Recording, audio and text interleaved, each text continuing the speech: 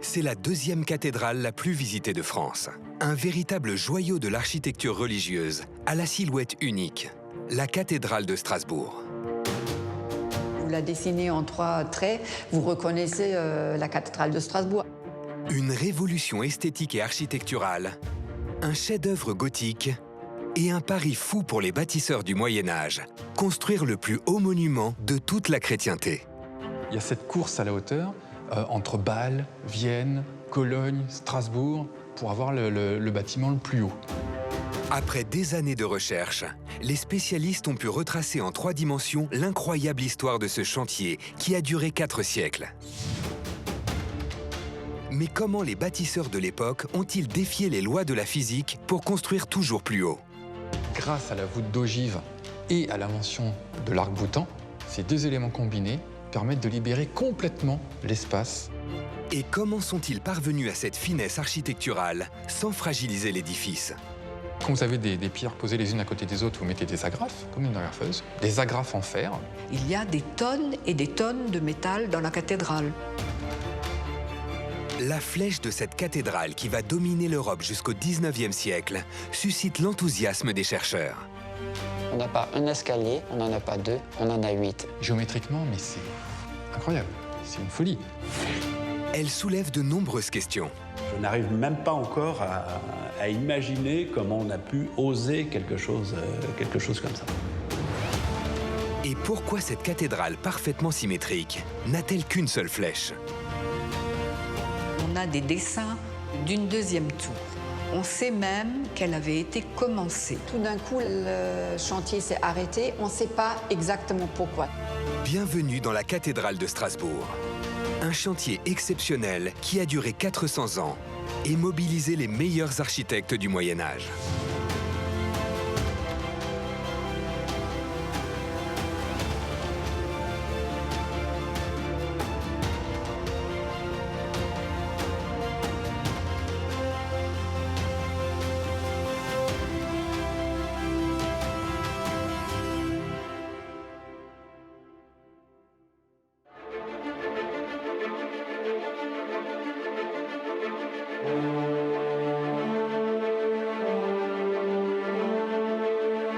Chef-d'œuvre de l'architecture gothique, la cathédrale de Strasbourg est un monument unique en son genre.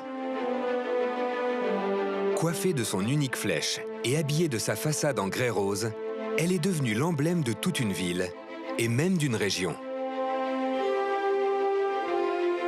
Située à la frontière avec l'Allemagne, la cathédrale se dresse en plein centre-ville, dans l'un des plus vieux quartiers de la capitale alsacienne. Quand vous arrivez à Strasbourg, vous voyez la flèche de la cathédrale de Strasbourg émerger de la ville, c'est tout à fait spectaculaire. Et quand vous rentrez dans la ville, vous ne voyez plus la cathédrale. Et elle réapparaît de façon extrêmement violente au moment où vous arrivez sur la place. Et à ce moment-là, vous voyez cette dentelle de pierre qui s'impose à vous. Et je crois que c'est là toute la magie de cette cathédrale. Ses dimensions sont spectaculaires. 118 mètres de long sur 51 mètres de large. C'est la surface d'un terrain de football. Véritable gratte-ciel du Moyen-Âge, le monument culmine à 142 mètres de haut, l'équivalent d'une tour de 40 étages. Jusqu'au 19e siècle, la cathédrale de Strasbourg restera l'édifice le plus élevé du monde chrétien. L'intérieur est tout aussi impressionnant. Ces voûtes qui montent à plus de 32 mètres sont révélatrices du génie de ces bâtisseurs. Mais comment sont-ils parvenus à réussir une telle performance? L'histoire de ce chantier hors norme commence au XIIe siècle, alors que l'architecture est en pleine mutation. Les technologies évoluent et permettent de passer peu à peu du style roman au style gothique. Le style gothique, ça veut dire tout d'un coup, on veut construire plus haut, avec des murs plus minces, avec des grandes ouvertures qui ramènent beaucoup de lumière. Je pense pour un visiteur au Moyen-Âge, au XIIIe siècle, d'arriver dans cette nef complètement lumineuse a dû être un choc.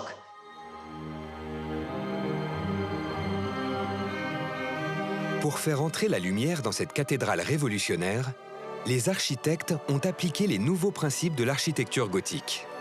Il s'agit d'élever les voûtes le plus haut possible et d'agrandir au maximum les ouvertures dans les murs. Un défi pour les bâtisseurs.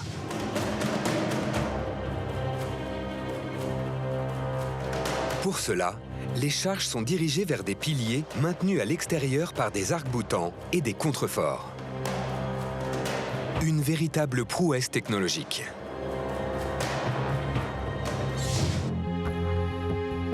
Aujourd'hui, les experts tentent de comprendre quelles techniques de construction ont été utilisées au Moyen-Âge pour réaliser une telle performance. Mais les archives qui permettraient de retracer l'histoire du chantier manquent. C'est un travail de détective et quasiment un travail d'archéologue du bâti, puisque je dirais qu'on fait un zoom arrière pour comprendre le monument et déceler tous les indices. Au XIXe siècle, une restauration entreprise sur les fondations de la cathédrale va révéler une information capitale. Lors de ces fouilles, on découvre que les fondations de la cathédrale reposent sur une ancienne cathédrale, en tout cas un ancien bâtiment. De plus, les spécialistes ont retrouvé un témoignage de l'existence d'une cathédrale originelle. Ce texte indique que la première pierre aurait été posée en 1015 sous l'impulsion de l'évêque de l'époque, un certain Werner. Un autre élément vient conforter l'existence de cet ancien édifice. Cette baie composée de 2 vitraux superposés. Preuve a été faite que ces personnages superposés correspondent à des fenêtres de dimension inférieure, voire de la moitié de celles d'aujourd'hui. Et donc ça nous fournit des dimensions relativement précises des fenêtres de cette basilique de Werner, qui était un édifice d'une conception très différente de la cathédrale actuelle. La basilique d'origine disposait de très petites ouvertures, à l'opposé de la cathédrale d'aujourd'hui. Malgré cette découverte, de nombreux mystères demeurent quant à l'évolution du bâtiment. Stéphane Potier a consacré 7 ans de sa vie à étudier l'histoire du monument. C'est une véritable bibliothèque d'architecture, en fait. La durée de construction, c'est à peu près 4 siècles. Donc, en fait, on a quasiment tous les styles d'architecture qui se développent au fur et à mesure dans cet édifice. Grâce au travail exceptionnel de cet architecte, la cathédrale disparue a pu être reconstituée en 3 dimensions. Dotée de murs épais et de petites fenêtres, la basilique d'origine était typique du style roman. Une architecture rustique qui correspond aux connaissances scientifiques du début du Moyen-Âge, entre le Xe et le XIIe siècle. Mais comment ce premier bâtiment est-il devenu la cathédrale que l'on connaît? Et surtout, pour quelles raisons a-t-il été transformé? Les archives apportent un début de réponse. Dans les sources, c'est juste écrit « la cathédrale a brûlé ». Est-ce que c'est un petit feu? Est-ce que c'est un grand incendie qui a détruit une grande partie de la cathédrale? On ne sait pas. Mais on a connaissance de plusieurs incendies. La cathédrale romane est peut-être sérieusement endommagée. En tout cas, il est décidé de reconstruire l'édifice. Le chantier débute vers 1180 et la première décision des bâtisseurs est de conserver les fondations existantes. Ils ont tout simplement profité de cette opportunité pour gagner du temps aussi, puisque voilà, il suffit pour eux de suivre ces fondations et c'est toujours ça de gagner.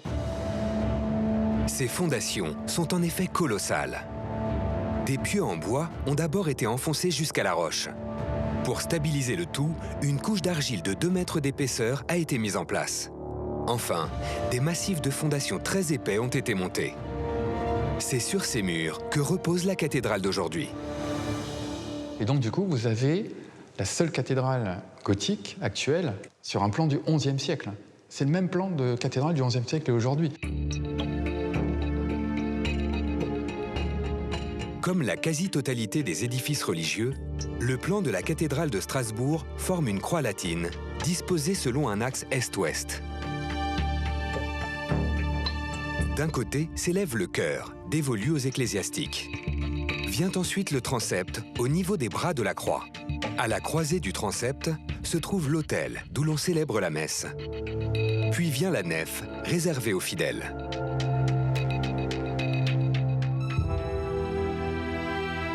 Si le plan en croix est respecté, la nouvelle cathédrale est plus haute que la cathédrale d'origine. Mais elle est surtout d'un style radicalement différent. Pourquoi les bâtisseurs de l'époque n'ont-ils pas choisi de reconstruire à l'identique?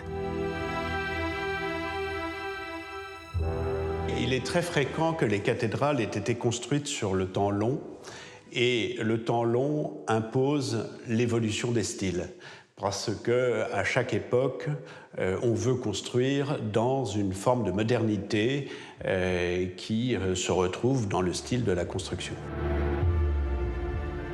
Au XIIe siècle, la ville de Strasbourg ne fait pas partie du royaume de France, mais appartient au Saint-Empire romain germanique. Et dans l'Empire, l'architecture en vigueur, c'est le roman, caractérisé par des murs épais et des petites ouvertures.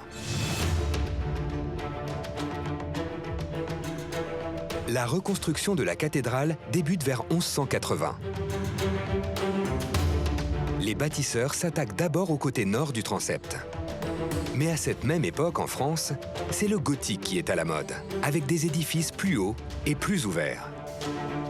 Il va s'imposer dans la construction de la cathédrale de Strasbourg. À partir du moment où le roman a commencé à céder la place au gothique, l'évêque de Strasbourg de l'époque a commencé à faire subir des transformations à l'édifice roman et à vouloir introduire le style gothique lui aussi dans sa cathédrale romane. L'évêque fait appel aux meilleurs architectes de son temps. Ils viennent de France. Là-bas, ils ont travaillé sur les constructions les plus prestigieuses, comme les cathédrales de Paris et de Chartres. Il faut bien comprendre que les architectes qui étaient à Strasbourg, c'était les stars de l'époque. Les architectes étaient itinérants, ils voyageaient, ils étaient curieux, ils connaissaient, ils étaient dans des réseaux de maîtres d'œuvre. Donc on partageait les connaissances, on volait le savoir de son concurrent. Ces bâtisseurs de génie maîtrisent les techniques de construction les plus pointues, comme la voûte d'ogive.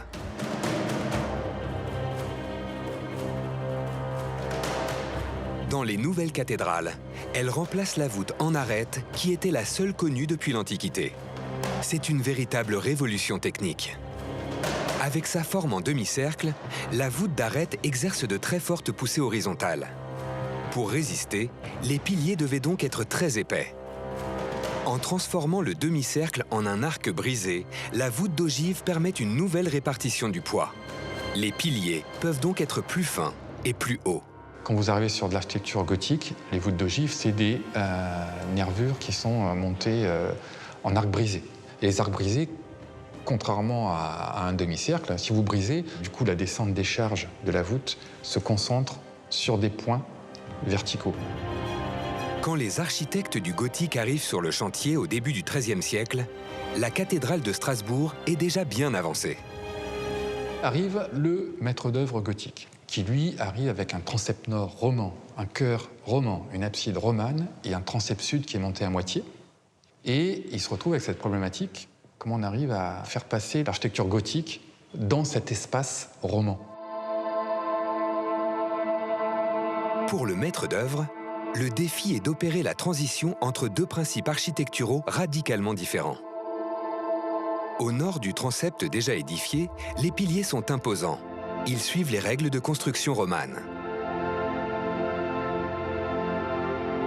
Mais en se dirigeant vers le sud, l'aspect change, à l'exemple du pilier des anges beaucoup plus fin, typique du style gothique. Ce pilier est une véritable performance artistique et technologique. L'architecte du Pays des Anges, qui vient probablement d'Île-de-France, réalise des voûtes d'ogive parfaites dans le transept sud, supportées par le pilier des anges. Et le pilier des anges, c'est un chef-d'œuvre en termes de sculpture, sachant qu'à l'époque, l'architecte est très souvent aussi sculpteur. Et en plus, chaque statue fait partie de la colonne et elle aussi porte le poids des voûtes sur ce pilier. C'est l'un des tours de force du gothique. Savoir transformer les éléments de structure en éléments de décor. En regardant attentivement les piliers, on voit clairement la rupture architecturale. On voit très bien, dessus des portails, que ça s'arrête net On a une espèce d'énorme support comme ça, sur lequel il vient poser celui-là, ce petit support. Alors on a bien les traces où on passe du roman au gothique. En quelques mètres, la bâtisse change d'aspect. Mais pourquoi l'architecte a-t-il conservé les éléments de style roman? Pourquoi à ce moment-là, quand on change d'architecte, on ne démolit pas ce qui a été fait pour avoir une cohérence architecturale qu'on peut retrouver par exemple à Notre-Dame de Paris? C'est parce qu'il y avait une règle non écrite, c'était que quand un architecte décédait, ou son successeur n'avait pas le droit de toucher au travail de son prédécesseur. Résultat, le transept nord présente des piliers massifs typiques du style roman, tandis qu'au sud, ces colonnes atteignent une finesse incroyable. Grâce à cette innovation, le projet architectural prend une ampleur inédite. Une fondation, l'œuvre Notre-Dame, est créée pour financer ce chantier qui devient colossal. À l'époque, toute la ville participe à la construction de la cathédrale. C'est les dons, les donations, les legs des Strasbourgeois qui permettent la construction de la cathédrale de Strasbourg. Ces dons permettent la mise en place d'un chantier exceptionnel. Son organisation remet en cause les idées reçues sur le Moyen-Âge. Alors les légendes de 300-400 artisans avec un bonhomme qui tombe toutes les 5 minutes de l'échafaudage, ça c'est vraiment des légendes. C'était des équipes beaucoup plus petites. Sur les cahiers qui référencent en fait les ouvriers, on n'a jamais plus de 50 personnes sur le chantier. La première étape du chantier se situe en carrière. Les ouvriers y extraient du grès, le matériau local servant à construire l'ensemble de l'édifice. Reste ensuite à le transporter jusqu'à la cathédrale. Une tâche harassante, car les plus gros blocs de pierre peuvent peser jusqu'à 1 tonne. Ces éléments arrivent sur des chars tirés par des bœufs, donc imaginez le travail, la traction, les routes ne sont pas bitumées, donc c'est un travail colossal. Ils arrivent au pied de la cathédrale. Un atelier de taille de pierre est donc installé sur le chantier. Il va permettre aux artisans de travailler toute l'année, peu importe les conditions climatiques. Les tailleurs de pierre vont préparer les blocs pendant l'hiver dans un atelier couvert chauffé et ils vont poser toutes ces pierres qu'ils ont préparées pendant l'hiver en été sur le chantier. Ça, c'est la nouveauté avec cette installation d'un atelier fixe à Strasbourg au XIIIe siècle.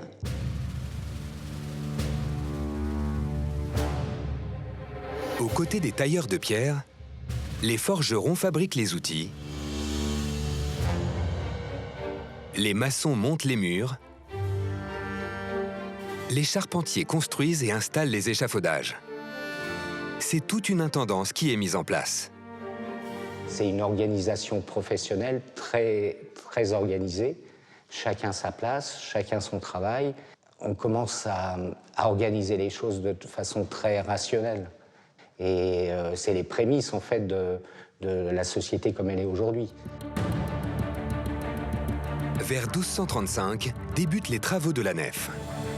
L'architecte veut réaliser l'impossible, monter les murs toujours plus hauts pour faire rentrer la lumière et agrandir l'espace dans la cathédrale. On relève en permanence des défis pour monter les voûtes plus haut, pour faire des fenêtres plus grandes, permettant de réduire la matière au maximum de ce qu'il est possible de faire avec de la pierre de taille. C'est une nouvelle fois la voûte d'ogive qui va leur permettre de relever ce challenge. Cette technique de construction dirige le poids de la voûte vers les piliers. De cette façon, les murs ne sont pas porteurs et peuvent accueillir de larges ouvertures sans risque de fragiliser le bâtiment. À l'extérieur de l'édifice, les bâtisseurs vont placer un arc-boutant associé à un contrefort pour orienter les poussées horizontales vers le sol. Le principe de l'arc-boutant, c'est tout simplement une échelle qu'on appuie contre un mur, qui vient pousser vers la façade, et donc qui vient équilibrer simplement les charges entre la poussée de la voûte d'ogive et l'arc-boutant. Les arcs-boutants, en fait, ont permis de monter les murs beaucoup plus haut et d'alléger la structure pour laisser passer la lumière. Grâce à ce système complexe, les bâtisseurs réussissent un coup de maître. Fini les murs épais et les petites ouvertures du style roman. Le génie des architectes de cette période gothique, c'est aussi de réussir à allier le pratique à l'esthétique, comme en témoignent les 12 arcs-boutants disposés de part et d'autre de la nef.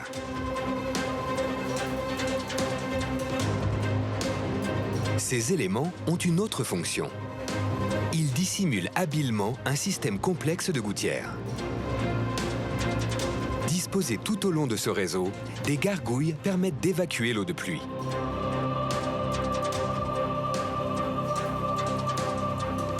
Mais la mise en place de ces arcs-boutants a une autre utilité, à l'intérieur de la cathédrale cette fois. Les arcs-boutants qu'on trouve très beaux à l'extérieur, ils sont faits pour dégager de l'espace intérieur et permettent de reporter plus loin la poussée des voûtes pour dégager l'espace intérieur. Le résultat est là. Les dimensions de la nef sont impressionnantes. 36 mètres de large sur 40 mètres de long. Les voûtes, elles, atteignent 32 mètres de haut, soit l'équivalent d'un immeuble de 10 étages. Grâce à la voûte d'ogive et à l'invention de l'arc-boutant, ces deux éléments combinés permettent de libérer complètement l'espace des parois latérales. Avec le gothique, les murs disparaissent au profit de larges ouvertures. La cathédrale de Strasbourg compte désormais 1500 mètres carrés de vitraux. Dans la cathédrale, quand vous regardez la nef, il n'y a que des vitraux. Il y a la structure en pierre, mais elle est vraiment minimalisée. Elle est juste là pour tenir, pour être la structure du bâtiment. Pour maintenir ce bâtiment hors norme à ces hauteurs vertigineuses, les bâtisseurs doivent redoubler d'ingéniosité. Un matériau va leur permettre de réaliser leurs rêves les plus fous. C'est le fer. Si vous regardez bien les cathédrales, c'est du métal habillé en pierre. Il y a des tonnes et des tonnes de métal dans la cathédrale. Dans la cathédrale de Strasbourg, le fer est omniprésent. Cette ossature quasi invisible est indispensable à la bonne tenue du bâtiment. Dans ces piliers, par exemple, les bâtisseurs ont agrafé les blocs de pierre et coulé du plomb pour les fixer. Quand vous avez des pierres posées les unes à côté des autres, vous mettez des agrafes, comme une agrafeuse, des agrafes en fer, qui viennent, elles, solidariser les pierres les unes avec les autres. Les éléments sont ainsi solidement fixés entre eux. Cette innovation, qui permet de voir plus grand et plus haut, est connue sous le nom de chaînage métallique. On sait que la construction gothique était intrinsèquement liée au principe de chaînage métallique. Le chaînage, ça évite que le bâtiment vrille sur lui-même ou qu'il vacille comme ça. Ça lui permet de se stabiliser au niveau des angles. Ça le rigidifie.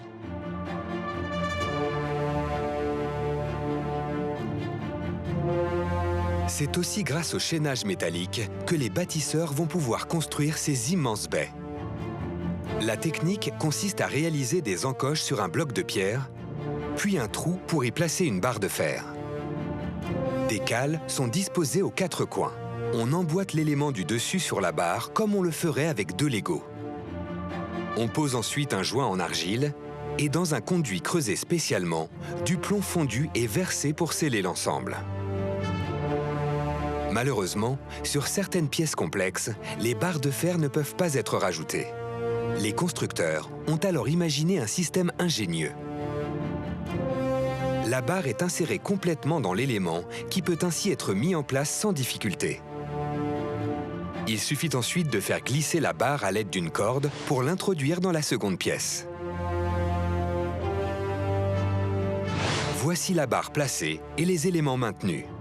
Il ne reste plus qu'à couler le plomb pour sceller l'ensemble. Cette méthode illustre l'incroyable savoir-faire des bâtisseurs gothiques. Vous avez des éléments qui sont de plus en plus fins, de plus en plus élancés, et pour éviter qu'il bascule ou qu'il se torde, dans le cas de la pierre, que ça se brise, le fer assure la stabilité de l'ensemble.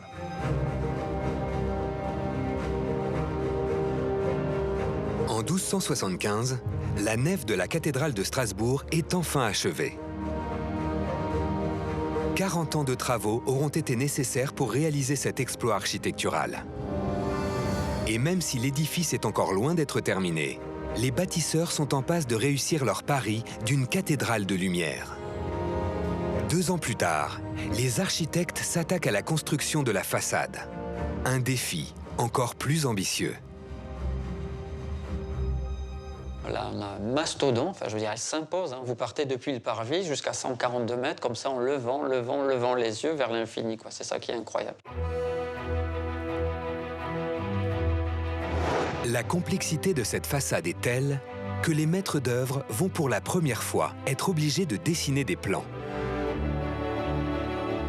Pour le XIe siècle, pour la cathédrale romane, on n'a pas encore des plans. Les plans d'architecture, les dessins d'architecture arrivent plutôt à l'époque gothique, ce qui s'explique avec l'architecture gothique qui devient de plus en plus compliquée. À partir de cette époque-là, on a vraiment besoin de dessiner, tracer sur papier ces projets.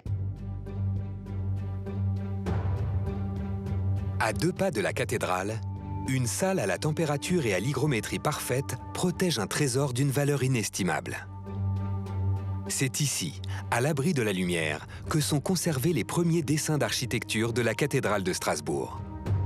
Les plus anciens remonteraient au milieu du XIIIe siècle. C'est des chefs-d'œuvre qui sont presque uniques. Il n'y a pas beaucoup de dessins de ce genre aujourd'hui au monde. Cette collection exceptionnelle, composée d'une trentaine de dessins, est l'une des plus importantes d'Europe. Ces plans d'architecture ne sont ni datés ni signés. Mais selon les experts, ce plan, appelé dessin B, daterait de 1260. Ce dessin rarissime est précieux, car il indique le projet de la future façade gothique. En regardant ce dessin, on se croit vraiment sur le bureau de l'architecte du XIIIe siècle. Il est énorme, si vous regardez bien, il est déjà dessiné sur 4 parchemins qui sont cousus ou collés ensemble. Le dessin B mesure près de 3 mètres de long sur 1 mètre de large. Malgré sa taille imposante, il ne représente qu'une moitié de la façade de la cathédrale. Pour les spécialistes, la raison n'est pas technique, mais économique. Le plan d'architecture médiéval n'a rien à voir avec le dessin d'architecture d'aujourd'hui. D'abord, pour une question de coût, c'est une question de parchemin. Le parchemin coûte atrocement cher. Donc, en fait, si vous avez la façade de la cathédrale, vous allez dessiner que la moitié de la façade.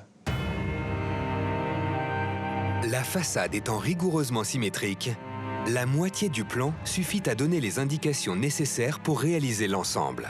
Ce chef-d'œuvre avait avant tout une utilité technique. Sur un même plan, sur une surface en 2D, on va avoir l'élévation. L'élévation, donc c'est le dessin de la façade, rabattu à plat. Le plan c'est la vue de dessus. Et certaines coupes, le profil, les détails. On va sur dessin d'architecture donner toutes les informations sur un seul dessin. Ce qui fait que quand on le regarde comme ça, on comprend strictement rien à ce qu'on voit. Des dessins d'une telle complexité qu'ils deviennent difficiles à déchiffrer par des non-initiés. Aujourd'hui, on a du mal à s'imaginer effectivement cette capacité d'abstraction par rapport au dessin 2D, à la conception. Il n'y avait pas d'ordinateur, pas de plan 3D, il n'y avait rien de tout ça. À l'époque, on est en termes de création pure. C'est incroyable. Le résultat est une prouesse architecturale unique. 3 portails composent la base de la façade. Au-dessus trône une immense rosace en forme d'étoile, considérée comme l'une des plus belles de toutes les cathédrales gothiques. 2 tours viennent ensuite surplomber le tout. Débuté vers 1277, il faudra près d'1 siècle pour terminer ce chantier titanesque. Cette incroyable façade est aujourd'hui attribuée à Erwin, dit de Stenbach. Il est le premier architecte connu de la cathédrale de Strasbourg. Ces plans sont si sophistiqués qu'il fallait les expliquer aux artisans pour mener à bien les travaux. C'était le rôle d'un homme indispensable, le parlier. Alors le rôle du parlier, c'est le second de l'architecte, c'est-à-dire il est le passeur, il est le souffleur des ordres ou des idées de l'architecte au tailleur de pierre. Dans les combles de la cathédrale, le parlier va dessiner à même le sol les éléments les plus complexes, comme l'immense rosace. Le parlier va réaliser un dessin en vraie grandeur sur un sol de plâtre, une salle des traits qu'on appelle, une salle de dessin. Donc il va tracer à l'aide de grands compas, de règles. Imaginez la rose, 13,60 m de diamètre, c'est une des plus grandes de France. Eh bien, cette rose a été dessinée à un moment ou un autre à l'échelle en vraie grandeur. Tout autour de cette rosace, un décor habille la façade monumentale qui culmine à 66 mètres de haut, soit une tour de 20 étages. Malgré ses dimensions imposantes, il se dégage de la façade un sentiment de légèreté. Pourtant, cette dentelle de pierre est réalisée en grès rose. Pourquoi le grès? Parce que c'est la pierre qu'on trouve dans la région et qui permet d'avoir une finesse quand même assez exceptionnelle. Pas comme le marbre, bien évidemment, parce qu'il y a un grain qui est plus gros. Hein, c'est un petit peu comme du sable aggloméré. C'est un matériau ferme, pas dur, abrasif, mais qui permet de réaliser des ouvrages très fins. Cette roche sédimentaire demande donc à être travaillée en douceur. C'est une pierre fragile, qui se casse facilement. C'est une pierre quand même assez délicate. Un peu comme parfois comme du verre, il faut y aller vraiment doucement. Et quand ça casse, le problème, c'est que ça ne prévient pas. Transformer la pierre en décor exige une grande dextérité. Grâce à l'exceptionnel savoir-faire des tailleurs de pierre, l'extérieur de la cathédrale se pare d'innombrables sculptures. La sculpture existe déjà à l'époque romane, de manière plus naïve, je dirais, mais il y en a moins. C'est plus discret, c'est présent, mais plus discret. Mais après, à l'époque gothique, on va en ajouter vraiment un petit peu partout, avec des gargouilles qui vont apparaître pour évacuer l'eau, etc. Beaucoup plus de chimères, d'êtres fantastiques. Ces personnages illustrent la Bible. Un moyen efficace d'enseigner aux Strasbourgeois les grands principes de la religion chrétienne. En analysant ces sculptures et certains éléments de la façade, les scientifiques ont fait une découverte étonnante. Tous les murs intérieurs, toutes les parois, intérieures et extérieures, étaient peintes. Et surtout, tous les décors d'architecture, toutes les sculptures étaient peintes, mais alors avec du doré, du rouge, du bleu, du jaune, du vert, tout ce que vous voulez.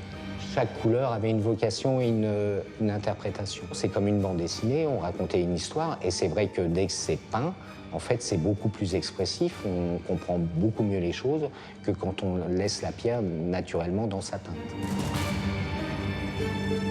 Grâce à ces couleurs, les sculptures de la façade frappent les esprits. En y ajoutant la peinture, elle les rendait encore plus réelles, donc ça devait être encore plus impressionnant, avec le message qu'elle devait transmettre, de les voir en couleur, de voir un regard. Alors pourquoi ces peintures ont-elles disparu des murs de la cathédrale de Strasbourg? Pour les experts, la réponse se trouve dans l'évolution des matériaux utilisés. Le matériau de construction, à partir du XXe siècle, ça devient le béton. Donc, à partir du moment où la pierre n'était plus le matériau de construction par excellence, on a voulu décaper toutes ces peintures qui se trouvaient sur les murs, parce que le matériau est devenu noble. Aujourd'hui, un constructeur gothique reviendrait voir les cathédrales, il serait effaré. C'est comme si nous, aujourd'hui, on allait voir une maison, un pavillon, toujours sans enduit, ni peint, nu. Aujourd'hui, c'est ce fameux grès rose qui habille le monument. Une roche qui renferme du quartz, connu pour refléter la lumière. La façade change donc de couleur selon les heures de la journée. Et si les sculptures prennent une dimension particulière, elles le doivent à une innovation du Moyen-Âge. La disposition du décor, située en avant des murs porteurs. C'est le premier exemple qu'on connaisse d'une façade qui a des ornements posés en avant de la façade, comme les espèces de cordes d'un instrument de musique, si vous voulez. Notre-Dame de Paris ou Reims, le décor est construit sur le mur, alors que Strasbourg, le décor est construit devant le mur. On a une succession de décors, en fait, qui lui donne toute cette légèreté. Avec cette innovation, les bâtisseurs réalisent un gigantesque trompe-l'œil particulièrement efficace. Si vous enleviez la couche des portails et de la harpe de pierre, vous aurez l'impression d'avoir juste un mur. Un énorme mur de 70 mètres de haut. Et là, l'unique but de la harpe de pierre, c'est de donner une impression de verticalité. Et donc, pour donner cette impression de verticalité, il faut avoir ce décor presque aérien, presque intangible. Voilà. Et ça a été fait d'une façon mais remarquable. C'est phénoménal. En termes de composition, de proportion, c'est magnifique. Pour fixer le décor de la façade, il a fallu une nouvelle fois utiliser le fer en abondance. Un système de barres encastrées dans le mur, relié à des cerclages, maintient solidement l'ensemble. La façade est achevée en 1371. Le nouvel édifice n'a plus grand-chose à voir avec la cathédrale d'origine. Les bâtisseurs sont en passe de réussir leur projet fou. Reste le dernier acte de ce chantier, la construction de 2 flèches. Un défi de taille, car la moindre erreur de calcul réduirait à néant des siècles d'efforts. La flèche de la cathédrale de Beauvais, elle s'effondre, hein. On va aller trop haut, trop vite, et patatras. Donc, par expérience, par empirisme, par calcul, voilà, ils vont assimiler des techniques. Certaines, ils vont les garder, les autres, ils vont les mettre de côté. Et petit à petit, donc, ils vont mettre en place une méthodologie toujours innovante, percutante, hein, toujours avec l'ambition, mais je pense toujours avec prudence. Mais à Strasbourg, tout va basculer. Alors que le dernier étage de la tour nord est édifié, la ville voisine de Fribourg élève une flèche de 116 mètres qui surpasse celle prévue par la cité alsacienne. Piqués au vif, les maîtres d'œuvre vont multiplier les audaces architecturales. Il y a cette course à la hauteur entre Bâle, Vienne, Ulm, Cologne, Strasbourg, toutes ces cathédrales, pour avoir le bâtiment le plus haut. C'est comme un défi des bâtisseurs au Moyen-Âge, parce qu'il faut imaginer qu'il y avait vraiment la course à la montre. Quelle ville a la plus haute tour? Parce que ces édifices symbolisaient la puissance de la ville. Dans un premier temps, en 1384, ils ajoutent un beffroi, vraisemblablement pour solidifier la base avant l'installation de 2 immenses flèches. Là, on redonne de la hauteur au massif occidental, on monte de la puissance, il y a une ambition de la bourgeoisie, là on monte les muscles. Donc voilà, là on finalise le beffroi, parce qu'on a déjà dans l'idée d'atteindre les sommets. Pour atteindre les sommets, la ville se met en quête d'un architecte capable de relever ce défi prodigieux. C'est Ulrich Denzingen, l'architecte, un méga star architecte de l'époque, qui ne travaille pas uniquement à Strasbourg. Il va également travailler à Milan, à Bâle et dans d'autres villes. C'est comme aujourd'hui, vous avez un méga star architecte qui travaille à Pékin, Shanghai, Paris, New York en même temps. Ulrich Denzingen possède une solide réputation lorsqu'il arrive sur le projet en 1399. Il imagine alors une flèche de 142 mètres de haut. Mais à l'époque, les bâtisseurs ne disposent pas des moyens d'aujourd'hui. Alors comment vont-ils s'y prendre pour ériger ce véritable gratte-ciel du Moyen-Âge?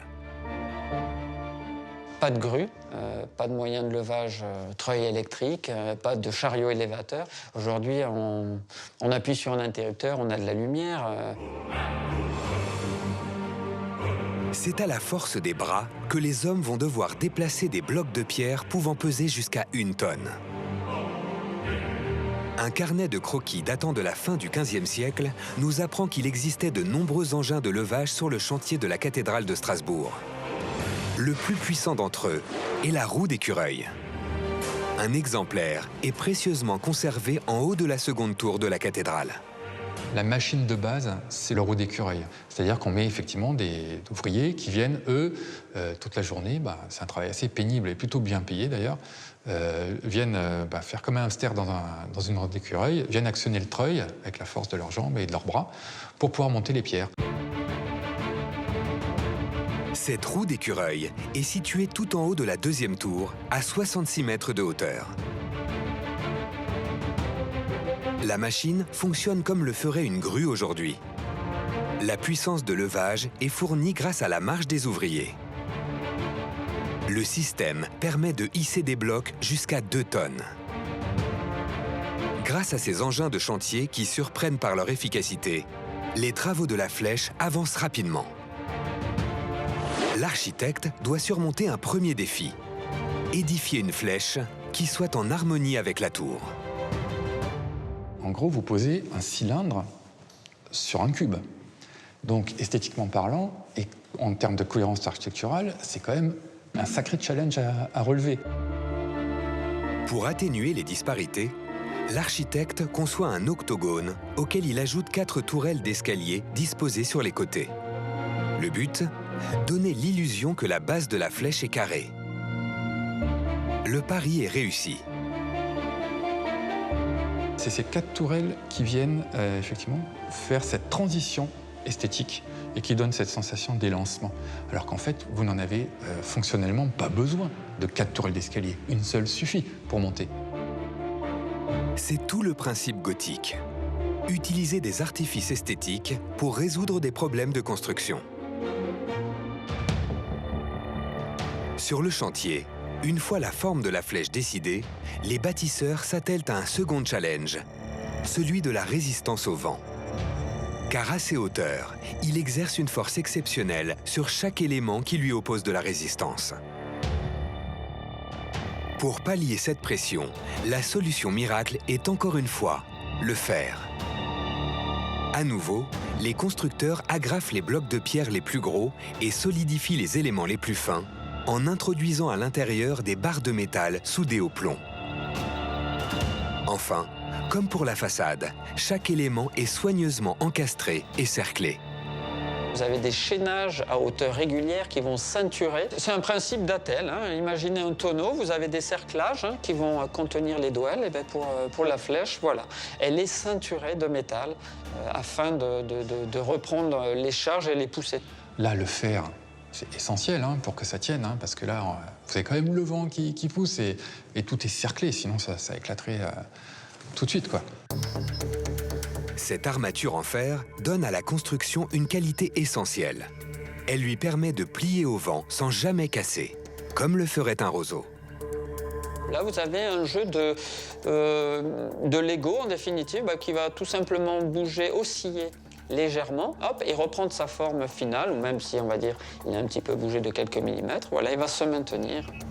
Avec sa forme en demi-cercle, la voûte romane nécessite des piliers très épais, impossible de construire très haut.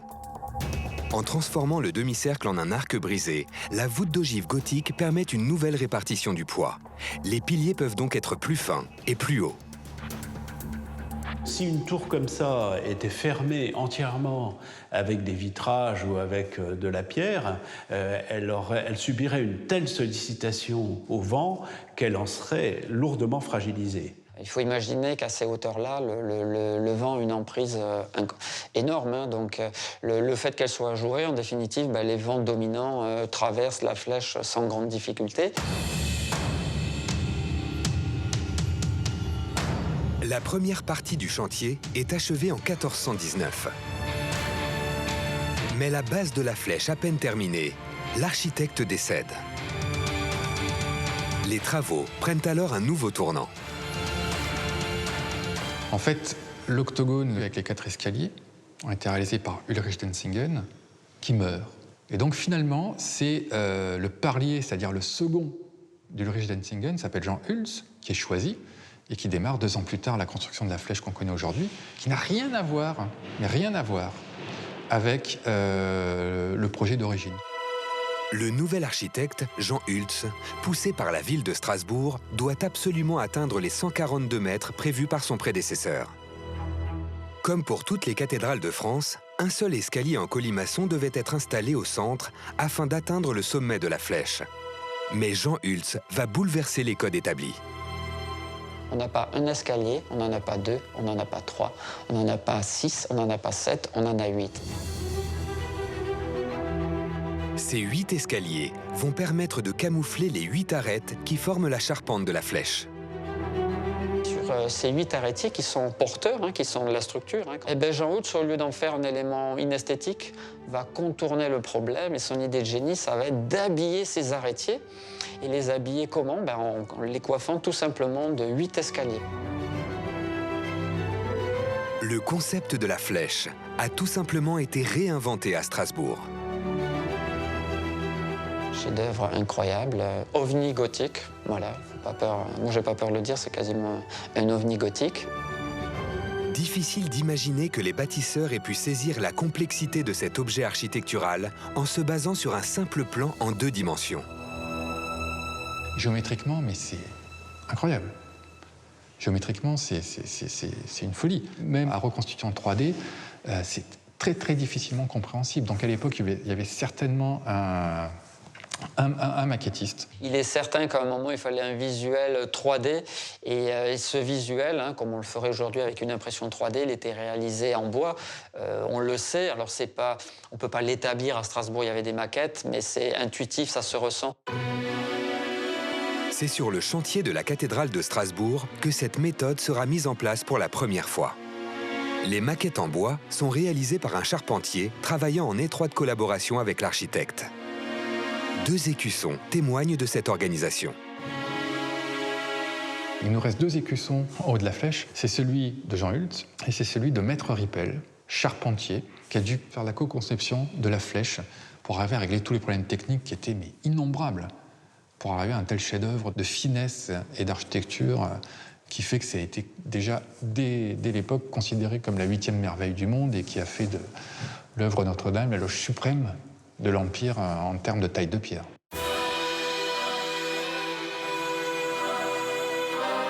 Terminée en 1439, les bâtisseurs auront mis 40 ans à ériger l'ensemble de la flèche. Au final, elle culmine à plus de 142 mètres.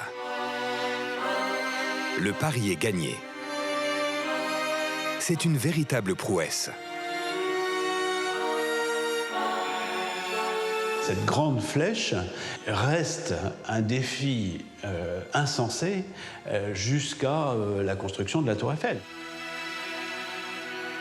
1439, fin de la flèche, une flèche médiévale comme ça, au niveau savoir technologique, chapeau bas, franchement impressionnant. Il faut réaliser à quel point ces constructeurs ont eu du culot de réaliser un ouvrage pareil.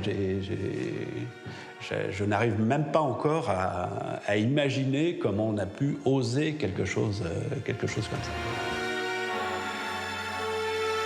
Le chantier terminé, la cathédrale de Strasbourg est restée durant 5 siècles le plus haut monument du monde chrétien. Aujourd'hui, même si l'édifice a perdu sa couronne, il reste unique en son genre. Cette silhouette unique devient quasiment un logo pour toute la région. Vous la dessinez en 3 traits, vous reconnaissez la cathédrale de Strasbourg. Un mystère plane toujours autour de cette fameuse silhouette. Selon les critères du style gothique, la façade de la cathédrale devrait être symétrique. Alors pourquoi ne comporte-t-elle qu'une tour? Il y avait une 2e tour de prévue. On sait même qu'elle avait été commencée à un niveau extrêmement modeste. On avait sur la plateforme, au-dessus de la tour sud, le départ d'une petite tourelle d'escalier du même type de celle qu'il y a sur la tour nord. Guerre, incendie, manque d'argent. Les raisons invoquées sont nombreuses. Pour certains spécialistes, l'absence de cette tour jumelle doit être imputée à la durée exceptionnelle du chantier de la cathédrale, qui s'étale sur près de 400 ans. 1439, on est à la fin du gothique. Le gothique n'est plus à la mode. En Italie, par exemple, on construit déjà en style Renaissance. C'est plus du tout à la mode, question du jour, de vouloir construire encore une haute tour. C'est donc peut-être l'arrivée de la Renaissance à Strasbourg qui donne un coup d'arrêt à la construction de la cathédrale au cours de la première moitié du XVe siècle. Mais les échafaudages n'ont jamais réellement disparu depuis cette époque. Car ce monument hors du commun exige de constantes restaurations. Chaque période a marqué la cathédrale par une restauration, des fois une extension, une reconstruction. Voilà, c'est une cathédrale voilà, qui a vécu.